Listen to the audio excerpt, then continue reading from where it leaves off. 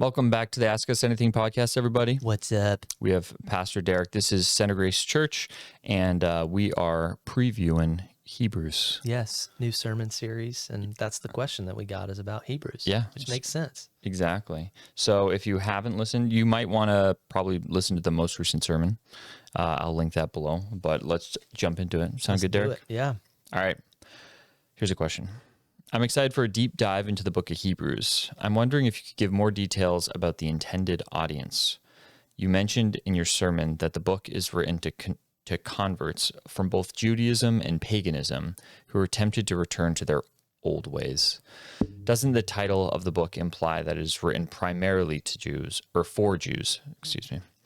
Why is the book called Hebrews? Yeah, so the short answer is yes, it is primarily written to Jews, or at least that's what most scholars think. And Can I ask you a question there? Yeah. When you say Jews, do you mean Jews that have converted to Christianity? Yes. Okay. Yeah, so Jews that have converted to Christianity, and in particular, that are tempted to go back to their Judaism. So basically to kind of move back into temple worship, move back into the sacrificial system, move back into a lot of the ritualistic practices that were common for the Jewish people. And what scholars essentially have to do in situations like this, because Hebrews, it doesn't start out the way that most New Testament epistles or letters do. You know, it's like when you read Paul, it's very clear to the church that is at Galatia or Philippi, right? There's none of that in Hebrews. It actually just jumps right in to a description that we looked at this last week in chapter 1 of how God has spoken to all people at many times in many ways, but in these last days, he's spoken to us through his son. And so there's not the typical kind of audience identification that takes place in a lot of other New Testament epistles. And so it's a little bit more tricky to understand where these people are located, but because there is so much Old Testament in the book of Hebrews, the assumption is that, again, most of the people who are in the audience come out of Judaism. And again, knowing what we know about the supposed date range of writing, we know that persecution was on the rise for Christians. It was legal to be a Jew in the Roman Empire, and it was legal to practice other religions, but it was illegal to be a Christian. Because again, the assumption was that Christianity was so unsettling that it basically challenged people's loyalty even to Caesar. And so again, the Roman government would persecute Christians, and then fellow Jews would persecute Christians. Again, you see that in the book of Acts, right? Like anywhere Paul goes, a lot of times he experiences persecution both from Jews and from Romans. And Paul's history, too. Right. And so again, what scholars do is they refer to the process now as mirror reading.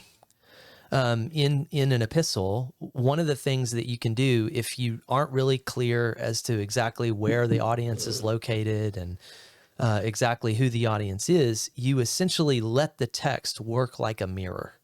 And so what you see in the text, even though you can't, and the analogy makes sense, even though you can't see the audience directly, you begin assuming things about the audience from the text.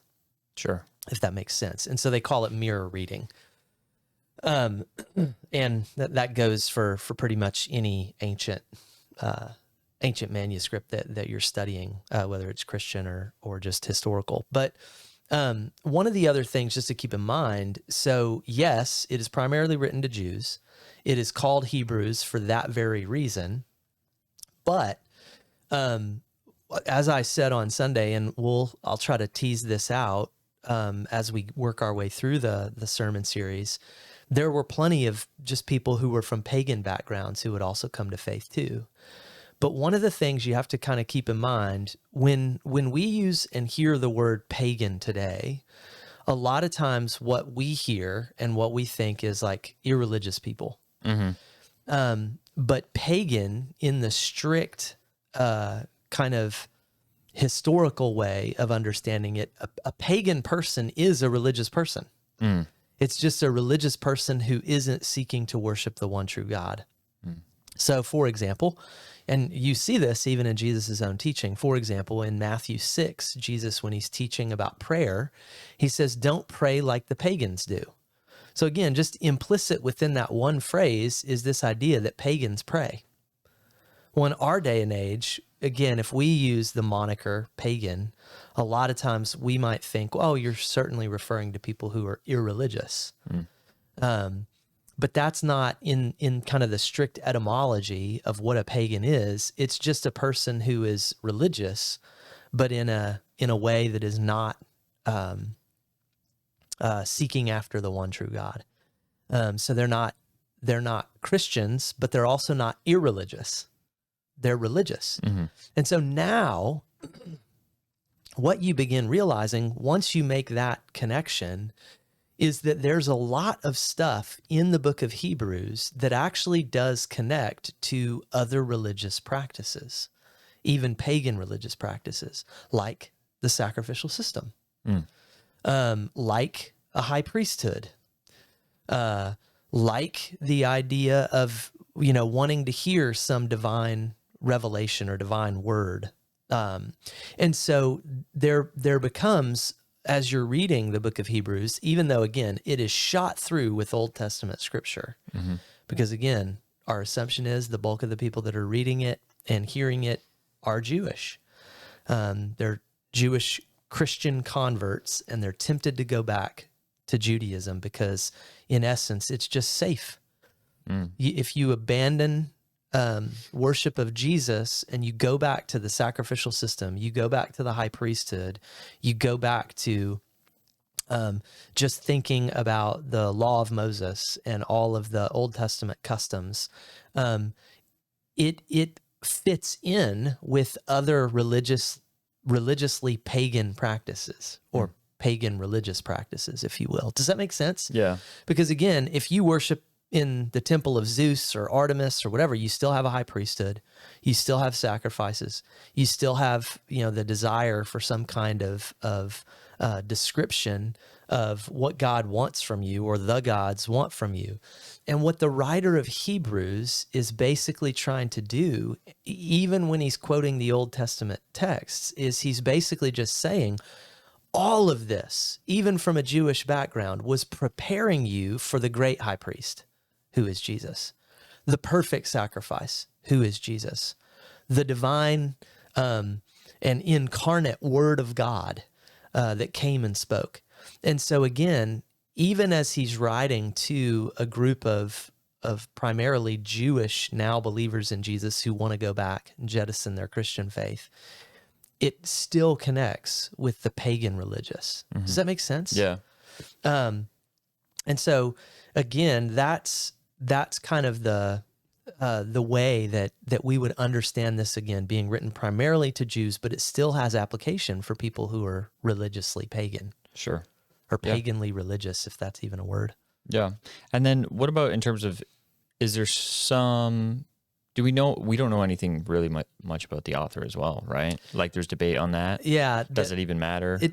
So, I mean, people have spilled plenty of ink over it. I mean, no doubt, whoever the author is knows a ton about the Old Testament. Yeah. A lot of people, the three kind of most common options that are thrown out there, and I don't even know that it's that helpful sometimes to get into all this, because, again, we just don't know.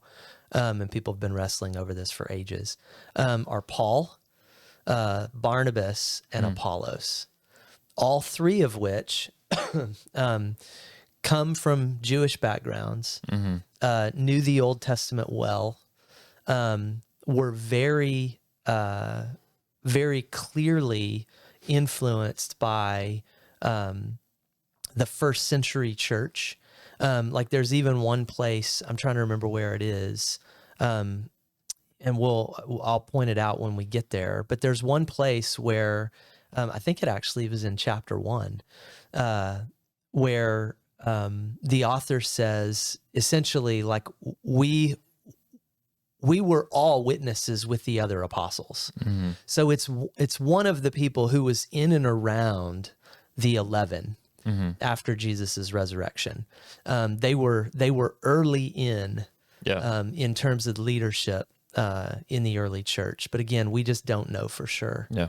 I remember one time when I was teaching Hebrews many years ago, I think this was probably like 12 or 13 years ago, actually. I was doing a Sunday school class on it. And off the top of my head, I can't remember all the reasons why, but I remember in my study, I was like, I could totally see Barnabas being the one. Oh, and I remember a few of the reasons why. Again, I don't say that Barnabas is the Pastor author. Derek says it's Barnabas. There's still plenty of conjecture there, but he was one of the guys that, again, early apostle sent out with Paul, or early member of kind of the apostolic crowd. He wasn't an apostle in the strict sense of the word, but he hung out with the apostles. He was from a Jewish background. He was very well known even in the church in Jerusalem. You see that in the early chapters of Acts. He's even the one who goes and kind of offers some protection for Paul when Paul is first converted.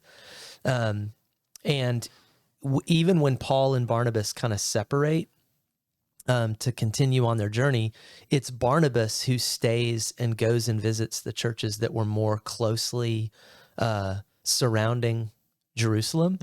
And Paul is the one who keeps kind of pushing the pioneering limits of where the church is.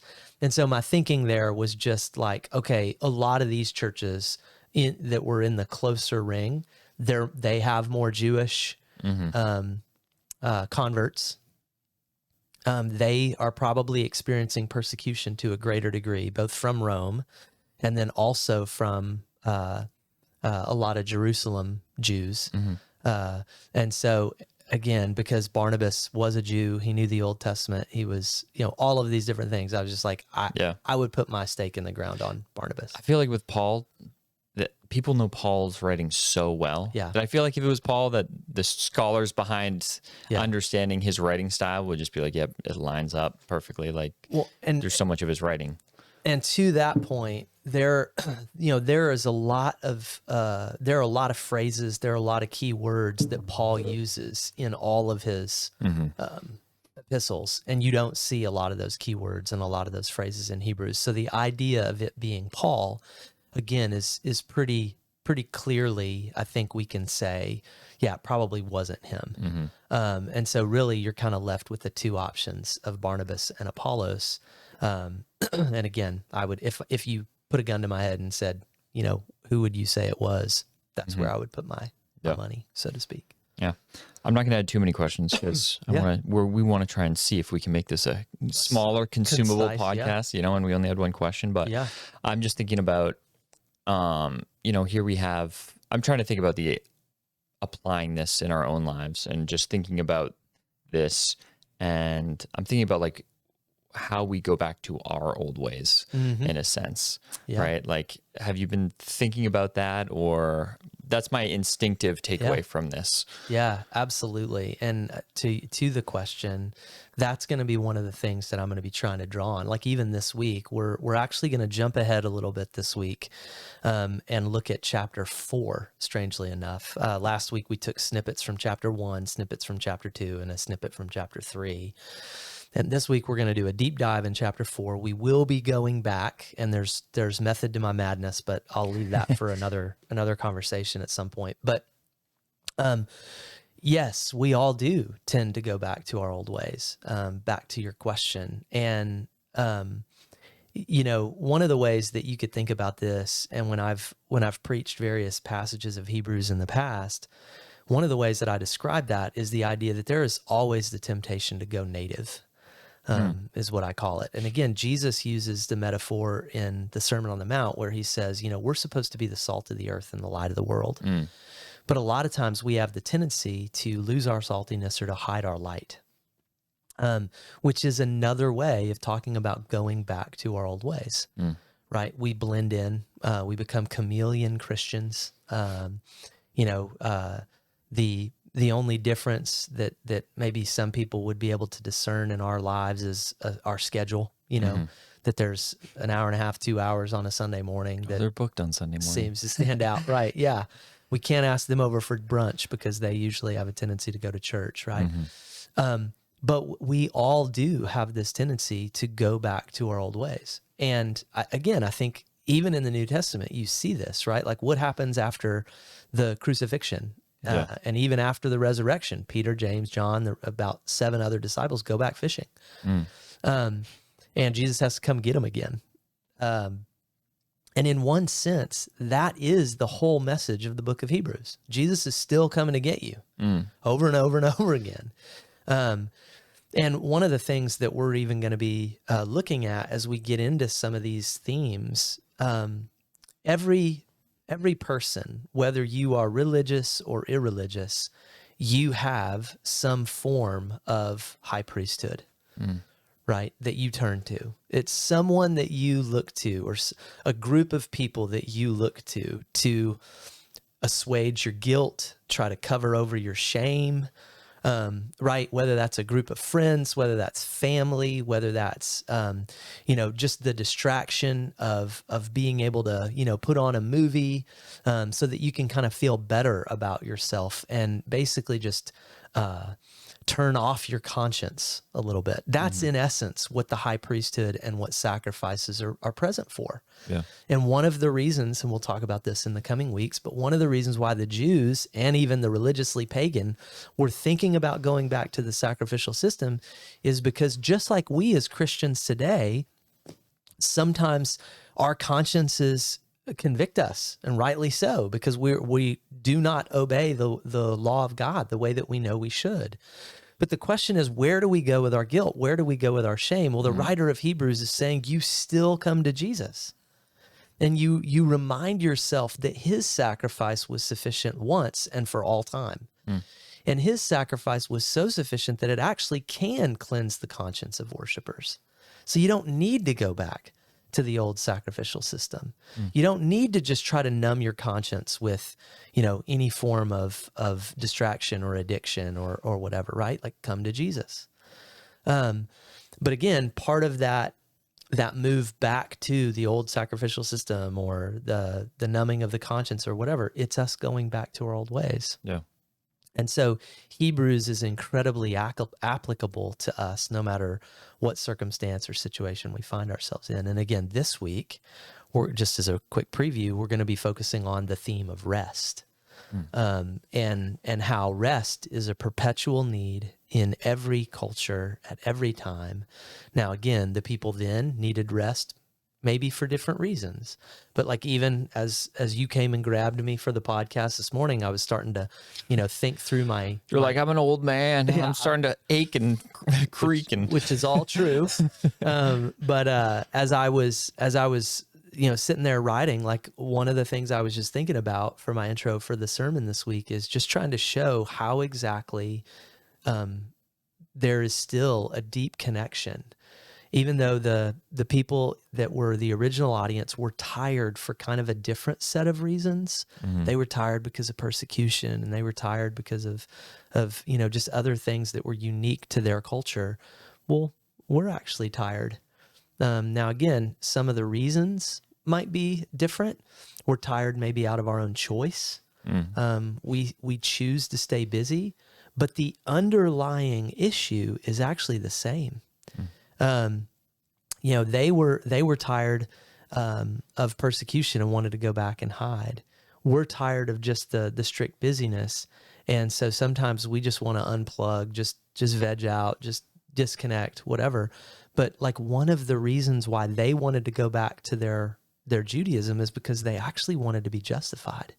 One of the reasons why we're so stinking busy is because we think our busyness will somehow justify us. Yeah. Right? That's so true. And so there's this connection where what we need is rest. And that's actually what the gospel offers us. Now, again, how we get there and how the original audience gets there, in one sense, we take different journeys, but the need is still the same. both for them and for us. And so again, I'll be trying to just navigate some of those realities as we make our way through. But yeah, we have this tendency to keep going back to our old ways. Yeah. Which again, they wanted to go back to the sacrificial system for justification. We go back to our own forms of self-justification. Yeah. And that's where the book of Hebrews helps us so much. Awesome. Awesome. I think that's a great little preview. Yeah. I'm excited. Everybody tune in this week. Come worship with us in person. 10:15 here at the Cumming Center in Beverly, Massachusetts. We're Center Grace Church. Pastor Derek Baker. Send in your questions. We have Sunday school before at 9:00. Come for that. And hopefully we see you this week. If you have questions throughout the series, send them in, and Pastor Derek will answer them for you. Yeah, and questions about anything else for that matter. Ask us that's true. Anything. I know. Right. You are allowed to ask anything. We won't necessarily... Even sports-related questions, because usually before we come on, Matt and I are talking about sports. Yeah, we sometimes we sit here for like a lot of time. It is. All right, everybody. Thanks for tuning in. Peace. Peace.